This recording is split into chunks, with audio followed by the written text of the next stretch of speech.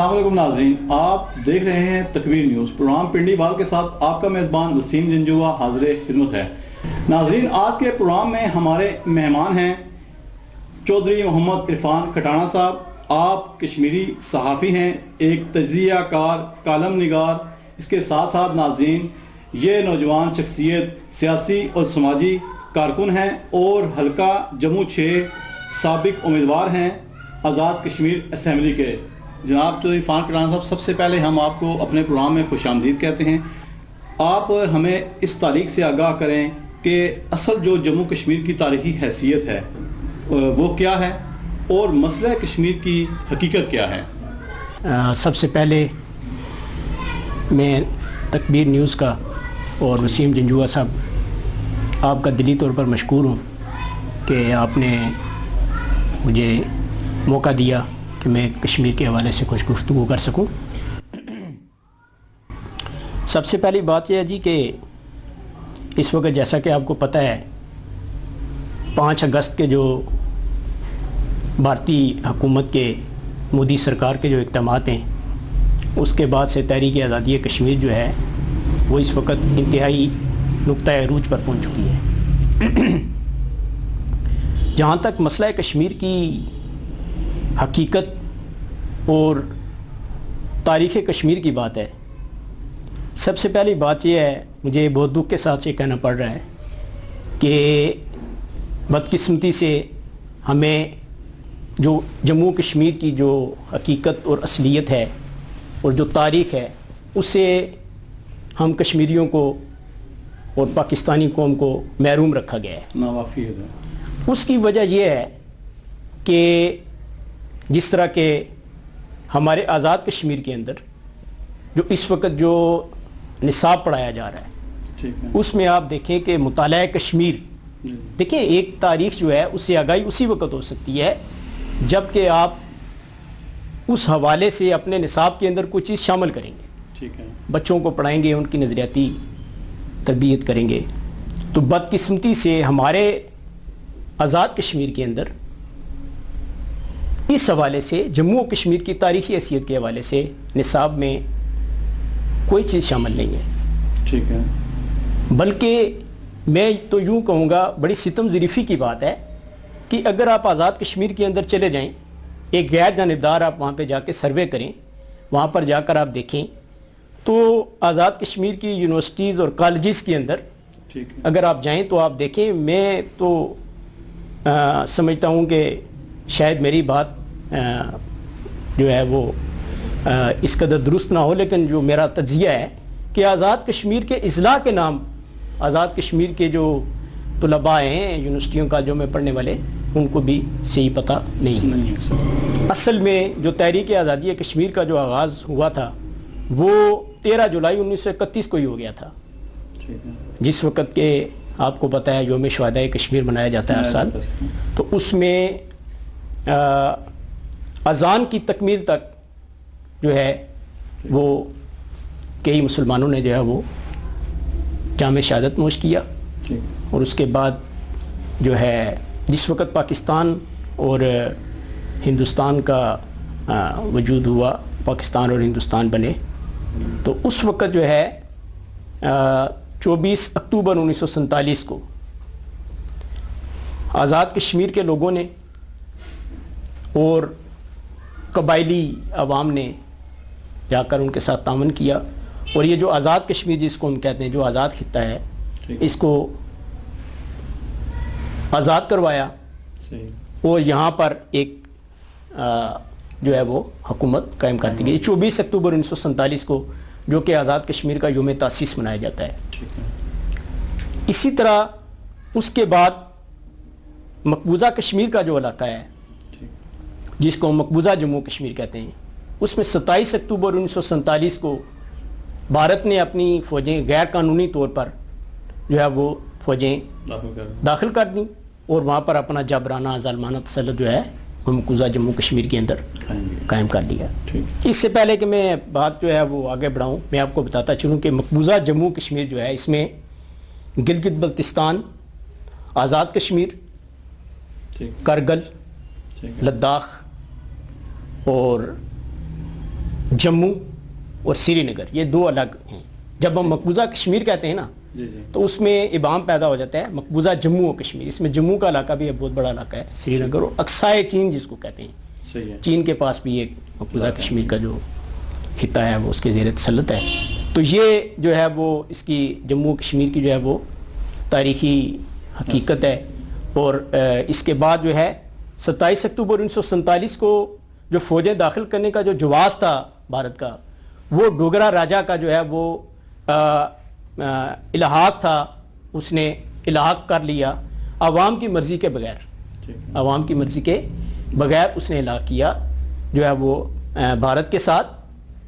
تو جبکہ عوام جو ہے وہ بھارت کے ساتھ شامل ہونا نہیں چاہتی تھی, جبرن جو ہے سمجھیں کہ اس پر ریاست جموں کشمیر پر قبضہ کر لیا گیا. بڑی اچھی آپ نے اس کے اوپر اسی تاریخی پس منظر پہ روشنی ڈالی ہے.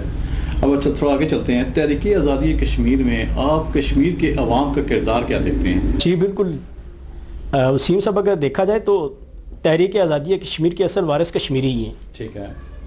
جیسا کہ میں نے پہلے آپ کو بتایا کہ 13 جولائی 1931 کو تحریک آزادی کشمیر کا تقریباً آغاز جو ہے وہ ہو چکا تھا, اور اس کے بعد جو ہے اس وقت سے لے کر آج تک آپ دیکھیں لاکھوں کشمیریوں نے اپنی جانوں کے نذرانے پیش کیے. ٹھیک ہے.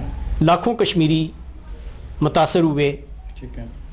جو ہے بھارتی حکومت کی طرف سے جو ٹارچر سیلز بنائے گئے ہیں, عقوبت خانے, وہاں پر کشمیری نوجوانوں کو جو ہے وہ تشدد کیا جاتا ہے, انہیں معذور بنا دیا جاتا ہے. خواتین کی بے حرمتی کے واقعات ہیں. اسی طرح جو ہے وہ دیگر ہر طریقہ اور ہر حربہ آزمایا گیا کہ تحریک آزادی کشمیر کو ناکام بنایا جا سکے.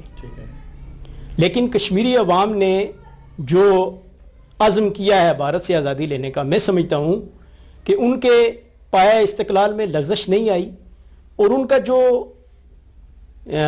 ان کا جذبہ ہے اور ان کی جو جرأت اور ہمت ہے وہ دن بہ دن بڑھتی جا رہی ہے.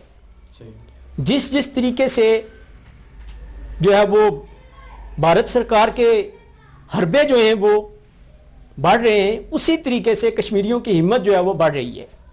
اس میں آپ دیکھیں مقبول بٹ ہیں, شہید مقبول بٹ, اسی طرح جو ہے اشفاق مجید وانی ہیں, برہان وانی ہیں, ڈاکٹر عبد الاحد گرو ہیں. یہ وہ لوگ ہیں کہ جنہوں نے تحریک آزادی کشمیر کے لیے نہ صرف اپنی جانوں کے نذرانے پیش کیے بلکہ تحریک کو ایک نئی جوت عطا کی, اور انہی کے نقش قدم پر چلتے ہوئے جو کشمیری عوام ہیں وہ اپنی جانوں کے نذرانے جو ہے وہ پیش کر رہے ہیں, اور انشاءاللہ یہ جو ہے منزل کے حصول تک میں سمجھتا ہوں کہ یہ جدوجہد جاری رہے گی. اچھا مجھے آپ یہ بتائیں کہ الحاق اور خود مختار کے جو نعرے ہیں, کیا اس سے بھی تحریک آزادی کشمیر متاثر ہوئی ہے؟ ہاں, بہت اچھا آپ نے سوال کیا ہے. یہ اصل میں بات یہ ہے کہ نظریات رکھنا کوئی بری بات نہیں ہے. ٹھیک ہے. الحاق پاکستان اور خود مختار کشمیر, ٹھیک ہے, یہ دو باتیں ہیں, دونوں متضاد ہیں. ٹھیک ہے. اس میں سمجھتا ہوں کہ کوئی اتنی جو ہے نا وہ بری بات نہیں ہے اگر کوئی خود مختار کشمیر کی بات کرتا ہے, تو ہم انہیں جو ہے وہ غدار یا اس قسم کے جو ہم جو ہے نام دے دیتے ہیں, القابات دیتے ہیں, میرے خیال میں یہ مناسب نہیں ہے. یہ نظریات ہیں, یہ بھی ایک نظریہ ہے. جی جی. جموں کشمیر کے اندر بھی موجود ہے, آزاد کشمیر کے اندر بھی موجود ہے. تو میں یہ سمجھتا ہوں کہ اصل مقصد جو ہے وہ بھارت سے آزادی ہے. جو کشمیری عوام کا ہدف ہے وہ بھارت سے آزاد. رائے شماری کی جب ہم بات کرتے ہیں, رائے شماری کیا ہے؟ رائے شماری یہی ہے جو اقوام متحدہ کی جو قراردادیں ہیں 5 جنوری 1949 میں جو اقوام متحدہ کے اندر جو قراردادیں منظور کی گئی ہیں, اس میں یہ ہے کہ کشمیریوں کو رائے شماری کا اختیار دیا جائے. اور وہ رائے شماری کیا ہے کہ کشمیری عوام اپنے سیاسی مستقبل کا فیصلہ خود کریں. یہاں پر یہ بات ختم ہو جاتی ہے. حق خود ارادیت, حق خود ارادیت کی جو ڈیفینیشن ہے وہ یہی ہے کہ بھئی ان کو اپنی مرضی کے مطابق رہنے کا اختیار دیا جائے. جو الہ کو خود مختار کے نظریات جو رکھنے والے لوگ ہیں وہ اس وقت تحریک آزادی کشمیر کے اس نقطۂ عروج پر وہ اپنے تمام تر جتنے بھی اختلافات ہیں یا جو معاملات ہیں ان کو ختم کر کے ون پوائنٹ ایجنڈا جو ہے وہ ون پوائنٹ ایجنڈا کیا ہے؟ بھارت سے آزادی. جب بھارت سے آزادی ہو جاتی ہے تو ہم سمجھتے ہیں کہ یہ کشمیری عوام کی کامیابی ہے. تو اس چیز پر اگر متفق ہو جائیں تو جو ہے وہ تحریک آزادی کشمیر میں سمجھتا ہوں کہ خاطر خواہ جو ہے اس میں ہم کامیابی حاصل کر سکتے ہیں. اور یہ کشمیری عوام کے جو ہے وہ آپس کے جو اختلافات ہیں یا جو ایک کشمیریوں پر جو ہے نا وہ علاقہ خود مختار کے حوالے سے جو ایک بحث کی جاتی ہے وہ بھی انشاءاللہ ختم ہو جائے گی اور ون پوائنٹ ایجنڈے پر متفق ہو جائیں کہ ہم نے سب سے پہلے جو ہے وہ بھارت سے آزادی حاصل کرنی ہے. ابھی پچھلے دنوں آپ دیکھیں چکوٹھی کے مقام پر جو ہے وہ کنٹرول لائن کے حوالے سے جو ہے وہاں پہ ہزاروں کشمیریوں نے وہ جموں کشمیر لبریشن فرنٹ خود مختار نظریات کے حامل لوگ ہیں انہوں نے وہاں پہ جا کے دھرنا دیا ہے. میں سمجھتا ہوں کہ ان کے اس اقدام سے کئی دن تک وہ لوگ وہاں پر موجود رہے ان کی قیادت. تو ان کے اس اقدام سے تحریک آزادی کشمیر جو ہے وہ اجاگر ہوئی ہے.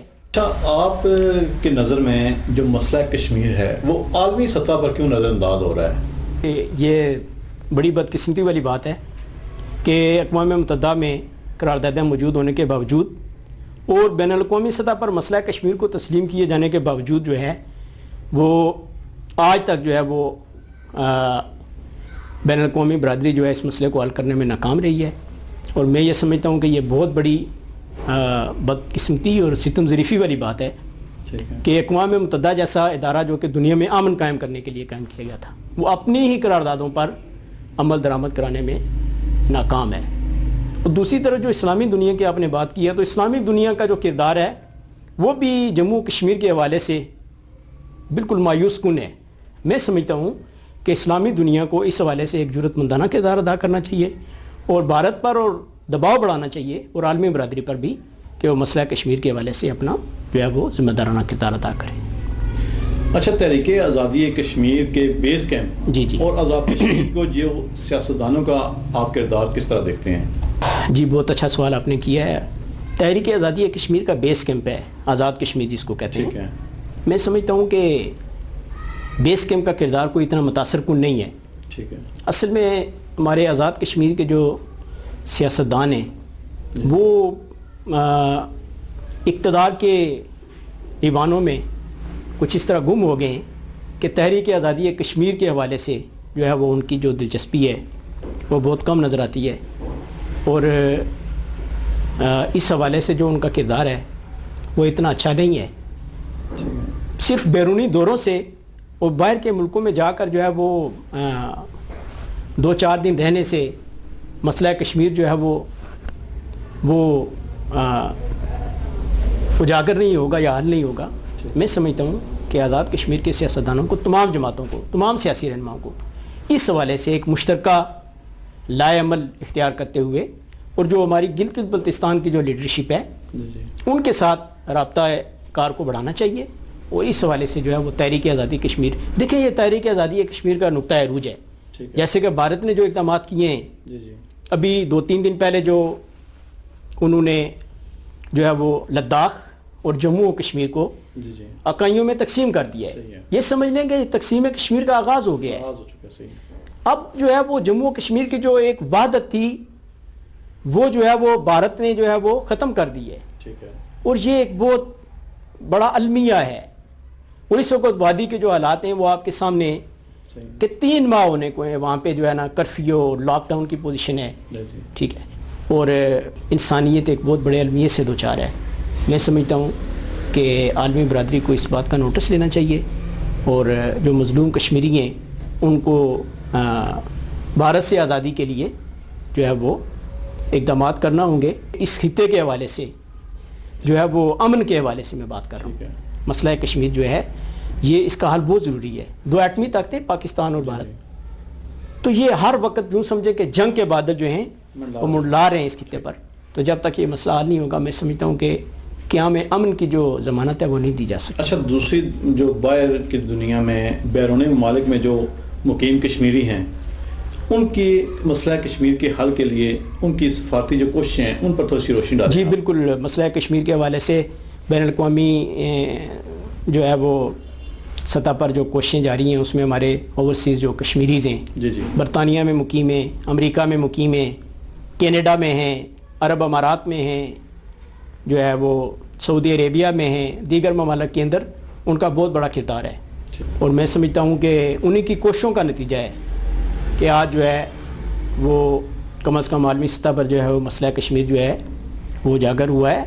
اور ہمارے کشمیر فریڈم موومنٹ کے دوست ہیں وہ برطانیہ میں انہوں نے جو ہے بہت عرصہ پہلے سے انہوں نے برطانوی پارلیمنٹ کے اندر اور پھر یورپین پارلیمنٹ کے اندر مسئلہ کشمیر کے حوالے سے لابنگ شروع کی اور برطانوی ایم پیز سے اور یورپین ایم پیز جو ہیں ان سے انہوں نے ملاقاتیں کیں، ان کو آزاد کشمیر میں دعوت دی اور جو ہے اس حوالے سے تحریک آزادی کشمیر کے حوالے سے مسئلہ کشمیر کے حوالے سے جو ہے ان کو بریف کیا. اور آج جو ہے وہ لوگ جو ہے وہ برطانوی پارلیمنٹ کے اندر مسئلہ کشمیر کے حوالے سے آواز اٹھا رہے ہیں. تو میں سمجھتا ہوں کہ یہ ایک سفیر کی حیثیت رکھتے ہیں جو ہمارے بیرونی ممالک میں مقیم کشمیری ہیں اور ان کا ایک اچھا اور مثبت کردار ہے. اچھا، اس وقت جو پاکستان کی موجودہ صورتحال ہے، پاکستان کی قیادت عمران خان صاحب اقوام متحدہ میں گئے ہیں، انہوں نے اسپیچ کی ہے، پوری دنیا میں اس کا چرچا ہوا ہے. جی اچھا، اس کے بعد ایک انٹرنیشنل لیول پہ آتا ہے کہ پاکستان میں جو بنایا گیا ہے کشمیر اور بنائے گئے ہیں، اس سے دوسری دنیا کے جو ممالک میں کشمیر کا مسئلہ ایشو چل گیا، اس پہ ٹاک شوز ہونے لگے، گفتگو ہونے لگی. لیکن اس وقت جب کہ مولانا فضل الرحمان صاحب آزادی مارچ کو لے کر آ گئے، آپ کیا سمجھتے ہیں کہ اس وقت انڈیا کے چینل پر بھی اور دوسرے ممالک کے چینل پر بھی آزادی مارچ چل رہا ہے، مولانا فضل الرحمان چل رہا ہے، اس سے مسئلہ کشمیر بالکل کی صورتحال چینج ہو گئی ہے. اس پر آپ مجھے اپنی رائے بھی دیں اور اس کے اوپر آپ اپنی سارے معاملات پر روشنی ڈالیں ذرا. جی بالکل، یہ اپنا بہت درست بات ہے آپ کی کافی حد تک کہ اس وقت جو ہے وہ جب کہ جیسے کہ میں نے پہلے آپ کو کہا کہ یہ تحریک آزادی کشمیر جو ہے وہ انتہائی نازک مرحلے میں ہے. اور 5 اگست کے جو اقدامات ہیں بھارت کے، اس کے بعد سے پھر وزیر اعظم عمران خان نے جو اقوام متحدہ میں جو تقریر کی ہے اس میں انہوں نے بڑے ضرورت مندانہ انداز میں جو ہے وہ عالمی برادری سے مسئلہ کشمیر کے حل کے لیے مطالبہ بھی کیا اور بھارتی مظالم کی جو ہیں وہ وہاں پر انہوں نے بات کی ہے. تو میں سمجھتا ہوں کہ پاکستانی جو سیاسی قیادت ہے، جس طرح کہ افواج پاکستان کا ایک ضرورت مندانہ کردار ہے ہر حوالے سے. ابھی اس وقت کنٹرول لائن پر آپ دیکھیں تو افواج پاکستان کے آفیسرز اور افواج پاکستان کے جو سپاہی ہیں وہ ملکی سرحدوں کا دفاع کر رہے ہیں، اپنی جانوں کے نذرانے بھی پیش کر رہے ہیں. ٹھیک ہے. اور اس حوالے سے army chief general Qamar Javed Bajwa نے جو اپنا موقف دیا تھا پچھلے دنوں کے کشمیر کے حوالے سے کسی قسم کا جو ہے وہ ہم وہ کمپرومائز نہیں کریں گے. تو میں سمجھتا ہوں کہ قوم کی بڑی حوصلہ افزائی ہوئی ہے. سیاسی قیادت کو بھی چاہیے ان کے جو اختلافات ہیں ان کو ایک طرف رکھیں. تحریک آزادی کشمیر میں تو یہ سمجھتا ہوں کہ ان سب کو اس موقع پر ایک جو ہے نا وہ یکجان ہو کر اکٹھے بیٹھ جائیں سب لوگ. اور دیکھیں کشمیری عوام کی تمام تر جو توقعات ہیں وہ پاکستان سے وابستہ ہیں. مقبوضہ کشمیر کی جو بیٹیاں ہیں، مقبوضہ کشمیر کی جو جموں کشمیر کی جو مائیں ہیں، جو بہنیں ہیں، جو مظلوم نوجوان کے جن کو جو ہے وہ جعلی مقابلوں میں جو ہے وہاں پر شہید کر دیا جاتا ہے اور جو ہے اپنی قربانیاں دے رہے ہیں اتنی، اور وہ سب لوگ جو ہیں وہ پاکستان کی طرف دیکھ رہے ہیں. اور پاکستانی قیادت جو ہے اس وقت ان کو ایک انتہائی ذمہ دارانہ کردار ادا کرنا ہوگا. ذرا سی غلطی جو ہے نقصان دہ ثابت ہو سکتی ہے پوری قوم کے لیے. اور ایسا نہ ہو کہ جو ہے جب تاریخ لکھی جائے تو اس میں تحریک آزادی کشمیر کے حوالے سے جو ہے وہ جب پاکستانی سیاسی قیادت کا جو کردار ہے وہ کہیں سے الفاظ میں نہ آ جائے. تو میں سمجھتا ہوں کہ مولانا فضل الرحمان ہوں یا جتنے بھی ہمارے مذہبی قیادت ہے یا جو سیاسی لوگ ہیں ان کو حکومت کے ساتھ تعاون کرنا چاہیے، اور حکومت کو بھی چاہیے کہ ان سب لوگوں کو اکٹھا کریں، ایک کل جماعتی کانفرنس کشمیر کے حوالے سے اور متفقہ لائے عمل. دیکھیں اب گنجائش نہیں ہے، جیسا کہ میں نے پہلے آپ کو بتایا کہ تقسیم کشمیر کا رلا شروع ہو چکا ہے. اس حوالے سے جو ہے ہم بین الاقوامی برادری کو قائل نہ کر سکے تو یہ پھر ہماری بہت بڑی ناکامی ہوگی. اچھا، آپ کی نظر میں مسئلہ کشمیر کا حل کیا ہے؟ مسئلہ کشمیر کا ممکنہ حل میں پہلے بھی کہہ چکا ہوں کہ تمام تر نظریات، تمام تر نعروں کو ایک طرف رکھ کے ان میں الجھنے کے بجائے آپ بھارت سے آزادی کے 1 پوائنٹ ایجنڈے پر متفق ہو جائیں، کشمیریوں کو رائے شماری کا اختیار دیا جائے، اور جموں کشمیر کی جو وحدت ہے اس کی بحالی کی بات کی جائے، جس میں جموں کشمیر کی تمام اکائیاں ہیں، ان سب کو ایک کر کے، اور پھر جموں کشمیر کے جو عوام ہیں ان سے ان کی رائے پوچھی جائے، رائے شماری کے ذریعے جو ہے وہ مسئلہ کشمیر کا بہترین آپشن ہے. میں سمجھتا ہوں کہ یہ سب لوگوں کے لیے قابل قبول ہے. ناظرین، آپ نے محمد عرفان کھٹانہ صاحب کی باتیں سنی. مسئلہ کشمیر اس وقت میڈیا چینلز پہ اور دنیا کے چینلز پر بھی بیک فٹ پہ چلا گیا ہے مولانا فضل الرحمان صاحب کے آزادی مارچ کی وجہ سے. انڈیا اس وقت اپنے اقدامات کر رہا ہے.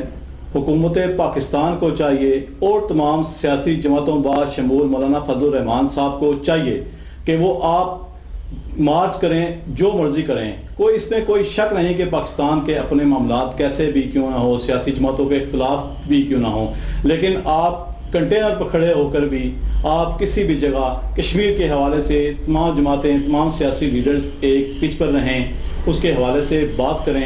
جس طرح پاکستان کی گورنمنٹ نے پہلے کشمیر کے حوالے سے آور منائے، ڈے منائے، بالکل اسی طرح یہ معاملہ جاری اور ساری رہنا چاہیے، کیونکہ انڈیا اپنے اقدامات کر رہا ہے اور ہم کشمیر کو پاکستان کی شارہ کہتے ہیں، بالکل اسی طرح کشمیری بھی پاکستان کو اپنی شارہ کہتے ہیں. تو اس حوالے سے اقدامات کیے جانے چاہیے، اور سیاسی جماعتوں کو کم از کم اس حوالے سے یہ ضرور سوچنا چاہیے کہ اس وقت ہمیں کیا کام کرنا چاہیے تھا. لیڈرشپ وہ ہوتی ہے جو صحیح وقت پر صحیح راستے کا انتخاب کرتی ہے. کیمرہ مین شیخ عادل کے ساتھ اپنے میزبان وسیم جنجوعہ کو اجازت دیجیے. انشاءاللہ نئے پروگرام میں کسی نئے چہرے کے ساتھ آپ سے ضرور ملاقات ہوگی. تب تک کے لیے اپنا بہت سارا خیال رکھیے گا. السلام علیکم.